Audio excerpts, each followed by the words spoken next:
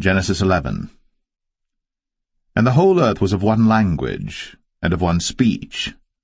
And it came to pass, as they journeyed from the east, that they found a plain in the land of Shinar, and they dwelt there.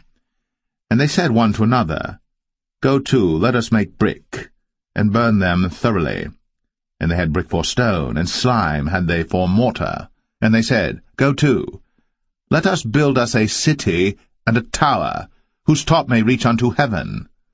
And let us make us a name, lest we be scattered abroad upon the face of the whole earth. And the Lord came down to see the city and the tower, which the children of men builded. And the Lord said, Behold, the people is one, and they have all one language, and this they begin to do?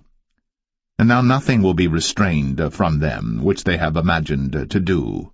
Go to, let us go down, and there confound their language, that they may not understand one another's speech. So the Lord scattered them abroad from thence upon the face of all the earth, and they left off to build the city.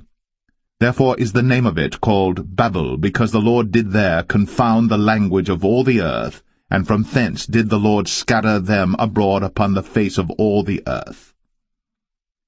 These are the generations of Shem. Shem was 100 years old, and begat Arphaxad 2 years after the flood. And Shem lived after he begat Arphaxad 500 years, and begat sons and daughters. And Arphaxad lived 35 years, and begat Salah. And Arphaxad lived after he begat Salah 403 years, and begat sons and daughters. And Salah lived 30 years, and begat Eber. And Salah lived after he begat Eber 403 years, and begat sons and daughters. And Eber lived 34 years, and begat Peleg. And Eber lived after he begat Peleg 430 years, and begat sons and daughters.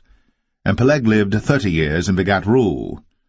And Peleg lived after he begat Reu 209 years, and begat sons and daughters. And Reu lived 32 years, and begat Serug. And Reu lived after he begat Serug 207 years, and begat sons and daughters. And Serug lived 30 years, and begat Nahor. And Serug lived after he begat Nahor 200 years, and begat sons and daughters. And Nahor lived 29 years, and begat Terah. And Nahor lived after he begat Terah 119 years, and begat sons and daughters. And Terah lived 70 years, and begat Abram, Nahor, and Haran. Now these are the generations of Terah. Terah begat Abram, Nahor, and Haran begat Lot. And Haran died before his father Terah in the land of his nativity, in Ur of the Chaldees. And Abram and Nahor took them wives. The name of Abram's wife was Sarai, and the name of Nahor's wife, Milcah, the daughter of Haran, the father of Milcah, and the father of Iscah. But Sarai was barren, she had no child. And Terah took Abram his son, and Lot the son of Haran his son's son, and Sarai his daughter-in-law his son Abram's wife. And they went forth with them from Ur of the Chaldees, to go into the land of Canaan. And they came unto Haran, and dwelt there. And the days of Terah were 205 years, and Terah died in Haran. Genesis 12.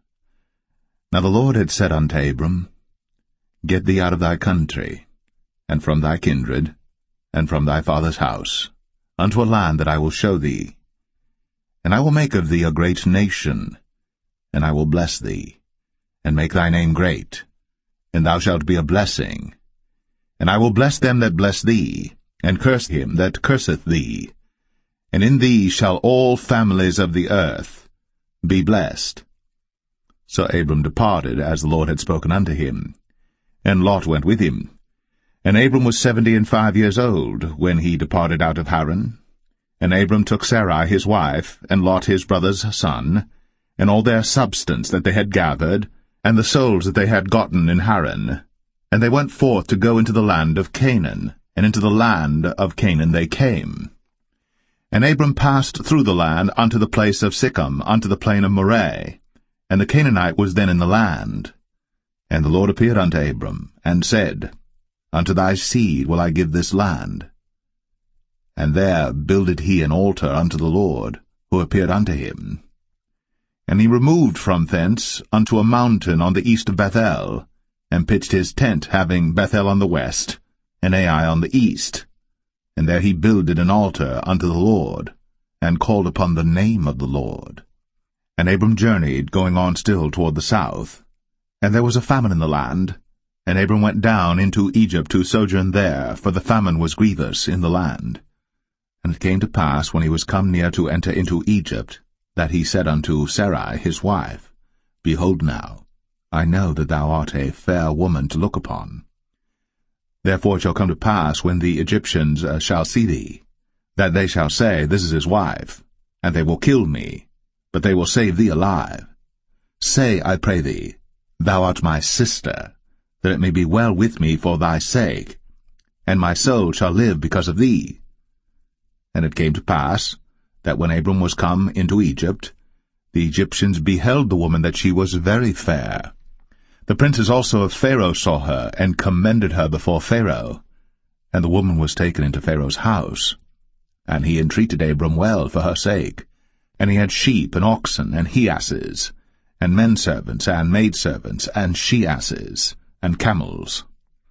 And the Lord plagued Pharaoh, and his house with great plagues because of Sarai, Abram's wife. And Pharaoh called Abram, and said, What is this that thou hast done unto me? Why didst thou not tell me that she was thy wife? Why saidst thou, She is my sister, so I might have taken her to be my wife? Now therefore behold thy wife, take her, and go thy way. And Pharaoh commanded his men concerning him, and they sent him away, and his wife, and all that he had.